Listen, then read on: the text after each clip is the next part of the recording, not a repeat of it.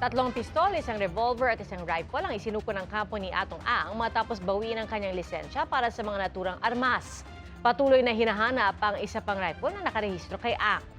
Saksi si Jamie Santos. Isinuko ng kampo ng negosyanteng si Charlie Atong ang 5 sa 6 na baril na nakarehistro sa kanyang pangalan. 3 pistol, isang revolver at isang rifle kasama ang mga bala at magasin ng mga ito. Isa pang rifle na kabilang sa 6 na nakarehistrong armas ang hindi pa natatagpuan at patuloy pang hinahanap.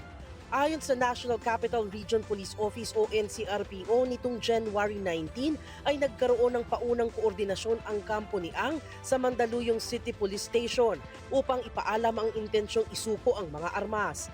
Kahapon, nagtungo ang mga tauhan ng Mandaluyong City Police Station sa tahanan ni Ang sa presensya ng kanyang abogado kung saan isinagawa ang inisyal na pagsuko at inventaryo ng mga baril at mga kaukulang dokumento.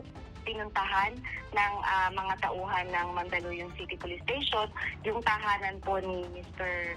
Charlie Ang kung saan nandun po si Attorney Reyes at doon po nag-start yung initial na pagsusurrender po ng kanyang mga baril. Kahapon, hindi pa rin natuntun si Ang sa pagpunta ng CIDG sa isang farm sa Tanawan, Batangas. Ayon sa BJMP, handa ang kanilang mga pasilidad sakaling matuntun si Ang. In the case of Atong Ang po, ang nag-order ho kasi sa kanya ng korte ay in Santa Cruz, Laguna. Ang pinakamalapit po nating facility doon is Santa Cruz District Jail at handa naman na po ito.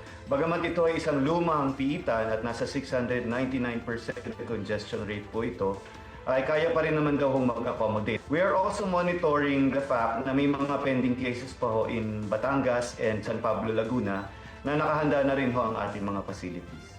Iniutos naman ni Interior Secretary John Vic Remulla ang pagsusuot ng body camera sa mga operatibang naghahanap kay Ang. Magiging hulid up yan eh. Kaya dapat lahat yan nakabody cam pag mag-rate. Kasi kung may makitang pera, matitemp pa naman yan. Diba? So, hihingakin mo talaga yan. Para sa GMA Integrated News, ako si Jamie Santos, ang inyong saksi. Mga kapuso, maging una sa saksi. Mag-subscribe sa GMA Integrated News sa YouTube para sa iba't ibang balita.